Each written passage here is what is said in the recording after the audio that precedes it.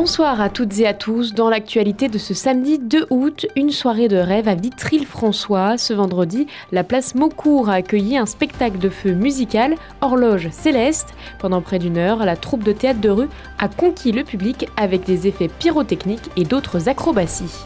Il s'est fait remarquer dans la Star Academy et depuis a tracé son propre chemin musical. À seulement 24 ans, Julien Libre impressionne par sa voix et sa sincérité. Nous l'avons rencontré lors de son passage à Saint-Dizier. Mais avant de développer ses titres en Meuse, le député Bertrand Pancher appelle les citoyens à se mobiliser face aux tensions commerciales entre les États-Unis et l'Europe. En réponse aux nouvelles taxes américaines sur les vins et spiritueux européens, il lance une application baptisée No Merci. L'objectif, boycotter les produits américains en scannant leur code-barre pour encourager une consommation locale et défendre une souveraineté économique de l'Union européenne.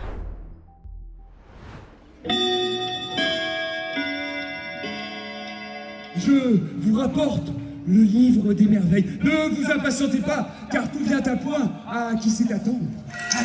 Le temps qui passe, celui qui est passé et celui qui passera encore, c'est le thème d'Horloge Céleste, un spectacle de feu réalisé par une compagnie de théâtre de rue. À la nuit tombée, les Vitrias ont pu admirer ce conte pyrotechnique, un mélange de compositions musicales, de théâtre et de numéros de cirque. Tout cela à 360 degrés. Le thème du temps en particulier parce que je dirais que chaque être humain aujourd'hui vit des moments et dans un temps. Donc on a voulu à travers des contes et des images du coup pyrotechniques, enflammées, avec du charbon, avec de la lumière, interpréter ces moments de vie. Dans cette histoire, il y a plein de messages. Par exemple, prendre le temps de profiter de tous les moments que la vie peut nous offrir et de savourer chaque instant, qu'il soit bon ou mauvais moment, et en tirer du positif en tous les cas. Pendant près de 50 minutes, un technicien et 9 comédiens ont enchaîné acrobatie, danse, jonglage et étincelles. Pour les comédiens, l'objectif était de faire ressentir au public des émotions et de les voir repartir avec des étoiles plein les yeux. Décompresser du travail de la semaine, parce que c'est vrai qu'on a tous plus ou moins un travail, plus ou moins gênant, mais ouais, ça fait du bien vendredi soir. C'est vrai que pour un spectacle comme ça, c'est gratuit, donc les gens ils viennent. Ah bah c'est bien, ça permet de sortir, de voir un peu de monde et ça anime un peu la ville aussi. Moi j'ai adoré. Pour une ville comme Vitry, c'est génial.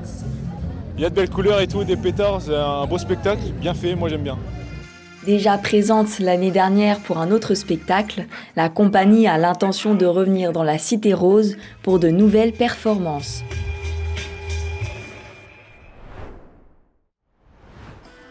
On doit le le monde à la poursuite des bravos, en me demandant toutes les secondes.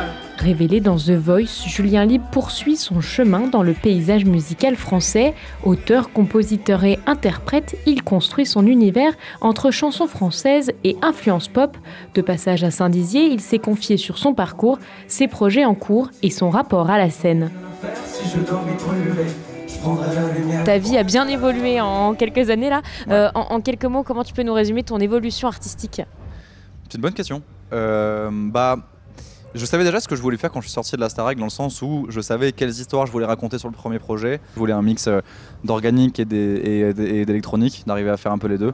Mais forcément, ça bouge au fur et à mesure parce que t'évolues, tu fais ton projet, tu rencontres de nouvelles personnes, tu fais de nouveaux titres, machin.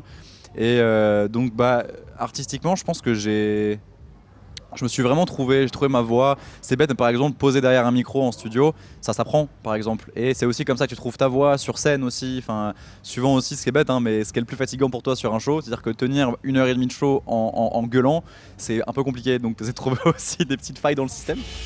J'ai des épines sur le plomb, je ne le fais pas pour moi. Je sais très bien que c'est toi qui vas raconter mon cœur. Je crois qu'il est l'heure de me laisser partir, de teinter les bleus. La chance qu'on a, c'est qu'on est toujours en évolution, qu'il y a toujours plein de choses à faire et que la musique évolue avec nous en fait. Donc c'est un jeu qui se finit jamais et c'est très très cool.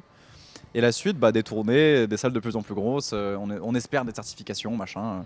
Et puis même moi je suis fan de... En fait j'adore l'art et créer des trucs en général, du coup que ce soit le cinéma, apprendre d'autres trucs, apprendre à danser par exemple, vraiment devenir bon là-dedans pour être bon sur scène, enfin bref.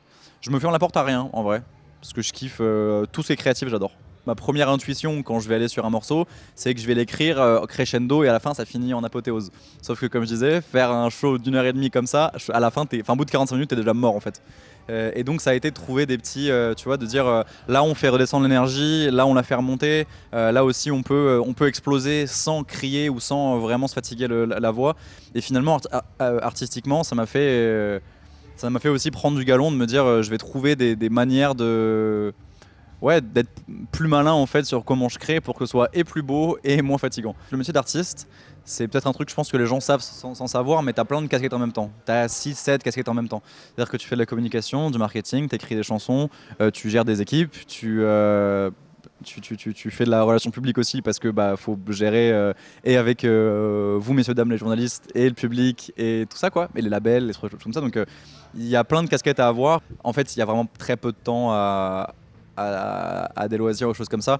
J'adore le cinéma et j'adore les jeux vidéo et les mangas énormément. Et du coup, j'essaie de trouver du temps pour mes proches et les trucs que je kiffe. Donc c'est pas toujours facile, mais des fois on arrive à trouver du temps, une heure ou deux par-ci par-là pour se faire kiffer un peu. La scène, c'est pour moi le meilleur truc du monde, vraiment. Si je devais choisir entre n'importe quelle activité à faire de tout ce que je fais, c'est la scène.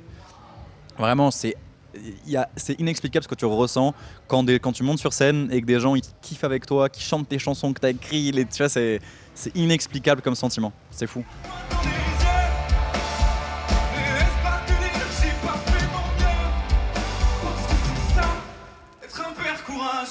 Le public, ça a vraiment été le plus gros bouleversement que j'ai connu après la Starac, c'était ça. C'était la rencontre avec le public où j'ai vrillé littéralement, j'ai pété les plombs en me disant il y a des gens, ils nous connaissent pas et ils nous aiment bien, ils veulent venir nous voir en concert, ils veulent partager des trucs avec nous. D'ailleurs c'est pour ça que j'ai écrit le jeu avec Mani Novella et Git et mon pote Ota. C'est que je me suis dit il faut absolument que j'en parle parce que moi ça m'a bouleversé vraiment quoi. Donc j'ai envie de tout leur donner et j'ai aussi envie d'être un artiste qui est utile pour mon public, c'est-à-dire que j'ai vachement été influencé et dans le perso et dans le pro par les artistes que j'écoutais. Si je peux être une petite main tendue, une petite respiration dans la journée pour le public, c'est vraiment tout ce que je demande.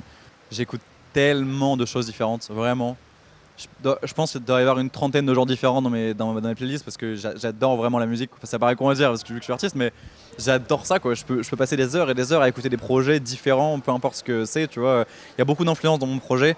Il y a de l'influence bien sûr pop, rock, urbaine, un peu R&B sur un ou deux titres. Enfin, il y a vraiment beaucoup d'influences différentes. Parce que moi ma plus grosse influence musicale c'est Michael, c'est le plus grand. Et puis parce que lui il arrive à tout mêler, mais j'écoute aussi énormément de rap, j'écoute énormément de rock, genre les Red Hot, Queen, Blink-182, Sum 41, enfin, c'est des groupes que j'ai énormément écoutés. Donc il m'accompagne tous les jours quand même, donc quand je crée ma musique des fois je me rends pas compte, mais j'ai vraiment ce genre d'influence.